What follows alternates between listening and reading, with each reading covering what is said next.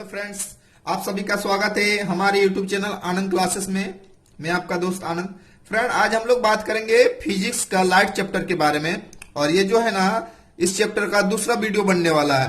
हम लोग अभी तक पढ़ लिए थे परावर्तन के बारे में, उससे जस्ट आगे आज पढ़ेंगे कि समतल दर्पण द्वारा एक परावर्तन के बाद विचलन कोण बताइए, यानी डिविएशन एंगल बताइए, कितना डिविएट हो रहा है, कितना डिवेट हो रहा है। तो मान के चलिए एक आपतित किरण, ये समतल दर्पण है, समतल दर्पण है, उस पर एक आपतित किरण आ रही है। ठीक है, आपतित किरण आ रही है तो क्या हुआ, समतल दर्पण पर जब टकरा गया तो पुनः उसी माध्यम में वापस चल जा रहा है। तो इसी को हम लोग प्रकाश का परावर्तन बोल रहे थे। तो इस एंगल को हम लोग इसमें क्या बोल रहे थे, अभिलंब और आपतित किरण से बना कोण को आई बोल रहे थे, और अभिलंब और परावर्तित किरण से बीच में जो कोण बन रहा था उसको हम लोग परावर्तन कोण बोल रहे थे।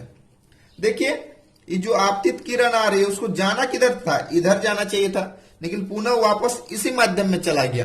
तो कितना का डेविएट हो गया, नहीं यहां से लेके यहां तक इसका क्या हुआ, डेविएट हो गया, यानी इतना विचलित हो गया। तो अगर हम लोग इसको विचलन कोण को डेल्टा मान लेते हैं, इसको डेल्टा से डिनोट करते हैं, ठीक है, तो हम लोग बता सकते हैं कि डिविएशन एंगल यानी विचलन कोण बराबर क्या होगा। तो विचलन कोण बराबर क्या होगा, देख लीजिए, ये एक सरल रेखा है, तो एक सीधी सरल रेखा पर बना कोण क्या होता है, कोणों का योग क्या होता है, 180 डिग्री। यानी हम लोग बोल सकते हैं I plus R plus delta equal to क्या होगा, 180 के बराबर होगा। तो 180 के बराबर होगा तो डेल्टा बराबर क्या हो जाएगा आपका, 180 माइनस आई माइनस आर हो जाएगा। अब एक चीज ध्यान दीजिए, परावर्तन का नियम में बताए थे आपतन कोण और परावर्तन कोण क्या होता है, आपस में बराबर होता है, यानी आई बराबर आर हो जाएगा। जब आई बराबर आर हो जाएगा तो क्या हुआ, देखिए आपका 180 माइनस, दोनों में आई आई हम लोग लिख देते हैं, माइनस को कॉमन ले लेते हैं तो आई प्लस आर को भी आई लिख देते हैं। तो ऐसा लिख सकते हैं 180 माइनस 2i। तो अब देखिए, यही आपका 180 को अगर हम लोग पाई में लिखते हैं तो क्या लिखाएगा, पाई माइनस 2i। तो क्या निकला, आपका विचलन कोण निकल गया, यानी डेल्टा का वैल्यू निकल गया। यानी हम लोग बोल सकते हैं डेल्टा इक्वल टू क्या होता है ना, पाई माइनस 2i। अब इससे रिलेटेड कुछ भी क्वेश्चन देगा तो डायरेक्ट हम लोग इस फॉर्मूला में रख देंगे। कोई किरण समतल दर्पण पर आपतित होती है और आपतन कोण 35 डिग्री हो तो परावर्तन के पश्चात विचलन कोण ज्ञात करें, यानी डेविएशन एंगल पूछा है। डेविएशन इक्वल टू क्या होता है, पाई माइनस 2i, पाई मतलब 180। अब देखिए, इंसिडेंट एंगल बोले चाहे रिफ्लेक्टेड एंगल बोले, यानी आपतन कोण बोले चाहे परावर्तन कोण बोले, दोनों बराबर होता है। लेकिन यहाँ दिया हुआ है क्या, आपतन कोण दिया, यानी 35 डिग्री दिया हुआ है। आई का वैल्यू, आई का वैल्यू क्या है, 35 दिया हुआ है। तो यहाँ रख देंगे तो क्या हो जाएगा, 180 माइनस 35 दूनी क्या हो जाएगा, 70। तो आया कितना, 180 में 70 जाएगा तो 110 डिग्री। यह आपका विचलन कोण निकल गया। अभी हम लोग पढ़े एक परावर्तन के बाद विचलन समतल दर्पण में। अब हम लोग पढ़ेंगे दो समतल दर्पण, अगर थीटा कोण से झुकी हो तो किसी प्रकाश की किरण को दो परावर्तन के बाद विचलन कोण ज्ञात करें। तो मान के चलिए एक परावर्तन समतल दर्पण ये वाला ऊपर वाला, और एक समतल दर्पण ये, दोनों आपस में क्या थीटा कोण से झुका हुआ है। तो बोल रहा है इसका डिविएशन चेक करना है। तो डिविएशन हम लोग निकाल के देखते हैं क्या होता है। तो अगर मान के चलिए इस मिरर के लिए ये अभिलंब के बीच और आपतित किरण के बीच जो कोण बना हुआ आपका हो गया आपतन कोण, और परावर्तित किरण और अभिलंब के बीच जो कोण बना हो गया परावर्तन कोण।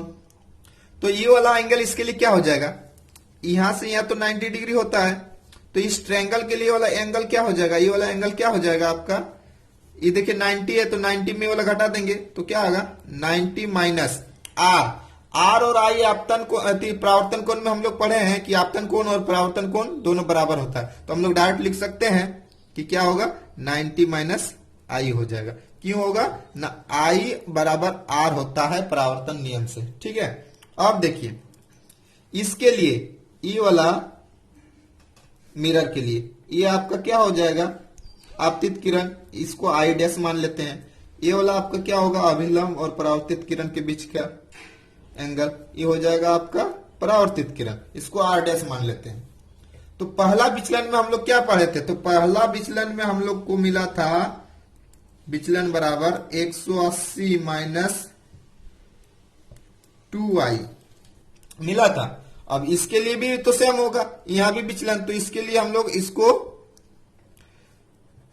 डेल्टा डैश मान लेते हैं। इसके लिए भी क्या हो जाएगा आपका 180 माइनस 2i निकल, यहां आई डैश लेके चलेंगे, ठीक है, क्योंकि आई डैश लेके चले। अब देखिए कुल विचलन अगर आपको पूछता है तो कुल विचलन क्या हो गया आपका,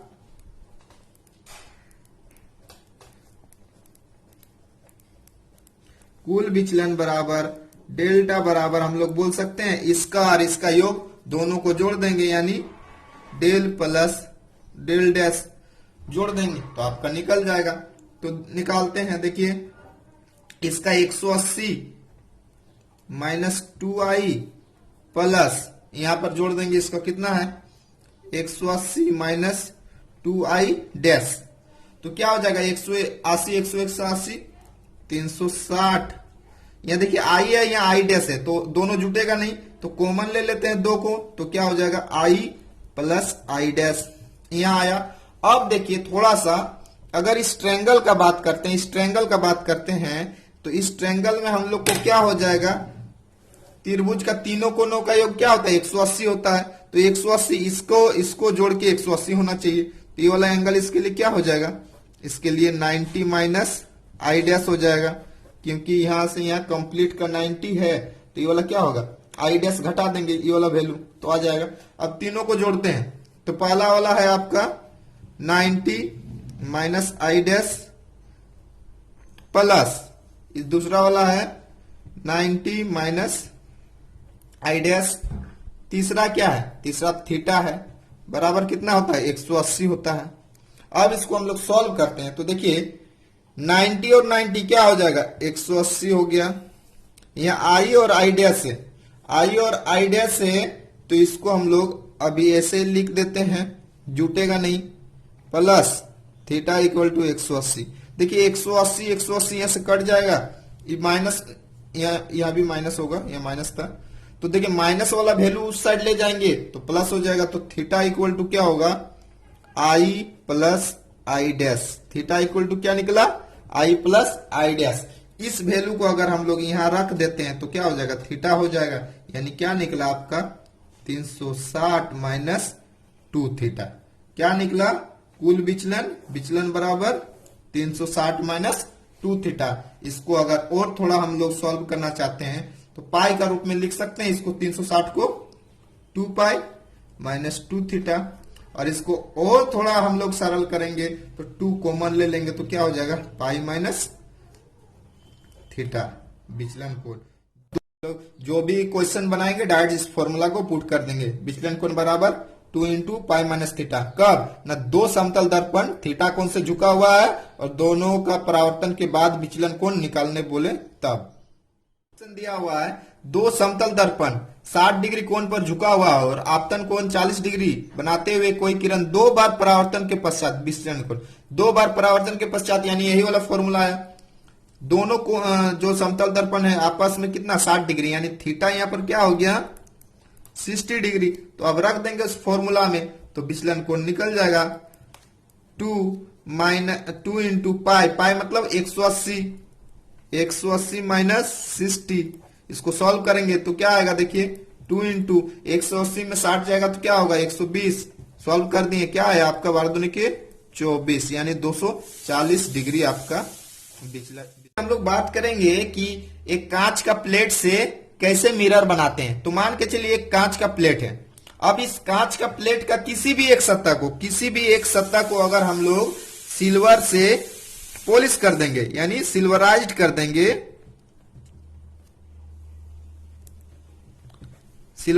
देंगे, या पॉलिश जिसको बोलते हैं पॉलिश कर देंगे, या फिर इसको हिंदी में बोलते हैं रजतित कर देंगे, तो कांच के प्लेट का किसी भी एक सतह को सिल्वराइज कर दिए, इसके बाद उस पर हम लोग कोई भी कलर गहरा रंग का क्या करेंगे, पेंट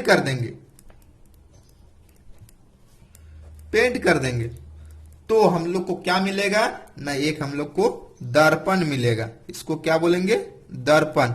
पहले क्या करेंगे, कांच के प्लेट के किसी सतह को पॉलिश करेंगे, उसके बाद यानी इसके बाद गहरे रंग से क्या करेंगे, पेंट कर देंगे, तो क्या होगा, एक दर्पण मिलेगा। उसको हम लोग क्या बोलेंगे, में जो परावर्तन होता है ना, तो दर्पण में परावर्तन, मान के चलिए ये एक दर्पण है, ये क्या है, दर्पण है।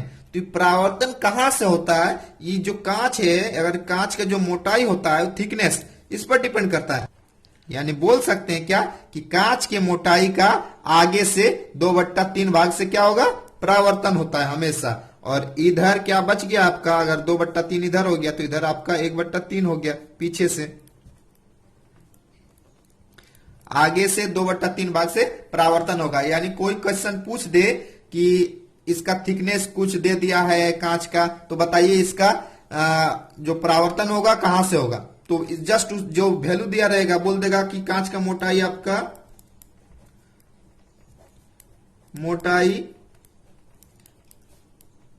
8 सेंटीमीटर है, तो क्या हो जाएगा, कहां से इसका परावर्तन होगा ना, 8 इंटू 2/3 कर देंगे, तो वहां से आपका क्या होगा, परावर्तन होगा। इसी तरह 8 की जगह अगर 9 सेंटीमीटर कर दें तो क्या हो जाएगा, 9 इंटू 2/3 होगा। तो इसको सॉल्व कर देंगे तो क्या हो जाएगा, देखिए 6 सेंटीमीटर से परावर्तन होगा। समतल दर्पण का कुछ इंपॉर्टेंट पॉइंट लिख ले रहे हैं और इसके बारे में हम लोग डिटेल में आगे पढ़ेंगे। तो पहला पॉइंट है, समतल दर्पण द्वारा बना प्रतिबिंब हमेशा क्या रहेगा, आभासी रहेगा, सीधा रहेगा और वस्तु के बराबर रहेगा। दूसरा पॉइंट है, समतल दर्पण का जो फोकस रहेगा अनंत में रहेगा। तीसरा है, समतल दर्पण का जो आवर्धन रहेगा हमेशा क्या रहेगा, +1। और चौथा है, समतल दर्पण द्वारा बना प्रतिबिंब पार्श्व प्रतिलोमित रहेगा। पार्श्व प्रतिलोमित माने लेटरल इनवर्स, यानी बायां वाला दायां दिखेगा। देखिएगा हमेशा हम लोग जो मिरर में, ड्रेसिंग टेबल या कहीं भी मिरर में हम लोग देखते हैं तो क्या दिखता है ना, बायां वाला दायां दिखेगा, उसी को हम लोग क्या बोलेंगे, लेटरल इनवर्स। अब इससे रिलेटेड हम लोग कुछ क्वेश्चन बनाते हैं तो और समझ में आएगा। हम लोग चौथा पॉइंट से रिलेटेड एक क्वेश्चन बनाते हैं और इसके बारे में और अधिक जानकारी लेते हैं। है कि अंग्रेजी वर्णमाला के कितने अक्षर क्षैतिज अवस्था में परिवर्तन नहीं होता। तो कहने का मतलब है, मान के चलिए एक ये मिरर है, इसके सामने हम लोग कुछ भी रखते हैं तो वर्णमाला का बात बोला है, अंग्रेजी वर्णमाला का, तो अगर ए को रखते हैं, इसको पलटते हैं तो देखिए ऐसे ही रहेगा। आप इधर से घुमा के देखिए चाहे इधर से, लेकिन अगर यहीं पर हम लोग अगर बी ले लेते हैं तो इसमें क्या होगा ना, पार्श्व प्रतिलोमित होगा, यानी बदल जाएगा, ऐसा हो जाएगा आपका। वहीं अगर हम लोग सी को ले लेते हैं तो क्या हो जाएगा, ऐसा हो जाएगा। तो देखिए ये बदल जा रहा है ना। तो यहां पूछा है कि कितने अक्षर क्षैतिज अवस्था में परिवर्तन नहीं होते हैं, तो क्या क्या नहीं परिवर्तन होते हैं वो हम आपको बता दे रहे हैं, उसको हमेशा याद रखिएगा। एक होता है ए, देखिए प्रतिलोम चेंज नहीं ना हुआ, ऐसे ही है ए, फिर आपको अलग से लिखिएगा HI। इसको याद रखने के लिए हम अलग अलग लिख रहे हैं ताकि आपको एक सेंटेंस मिल जाए। ए हाई मोटू,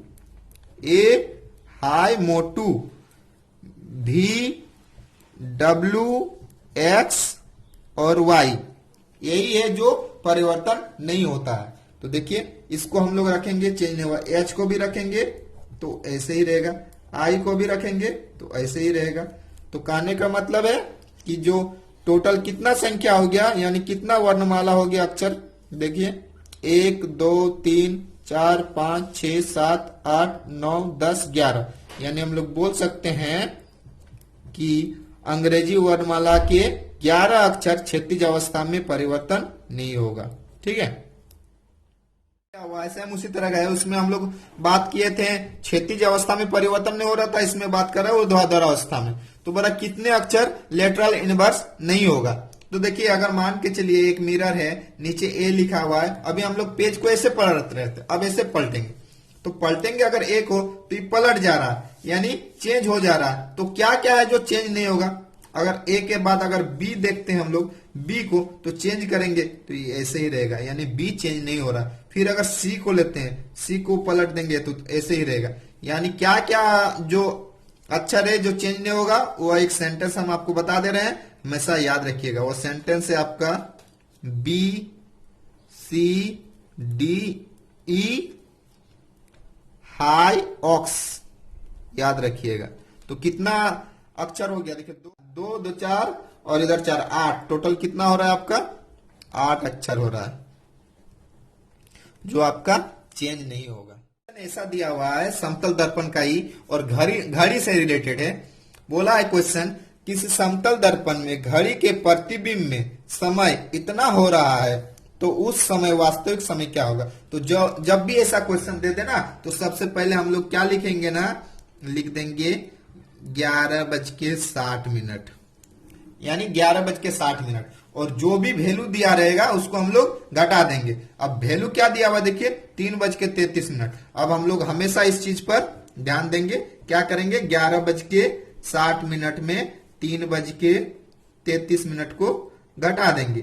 3:33 घटा देंगे तो क्या आएगा देखिए, 10 में 3 जाएगा तो 7। अब यहां बच गया 5, 5 में 3 जाएगा तो 2, तो 27। अब 11 में 3 जाएगा तो 8, तो वह टाइम क्या हो जाएगा? 8:27।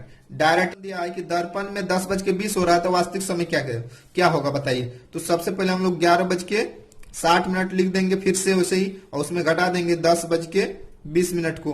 तो घटा देंगे तो क्या आएगा देखिए, 60 में 20 जाएगा तो 40, और 11 में 10 जाएगा तो 1, यानी कितना आया आपका? 1:40 हो रहा है वास्तविक समय।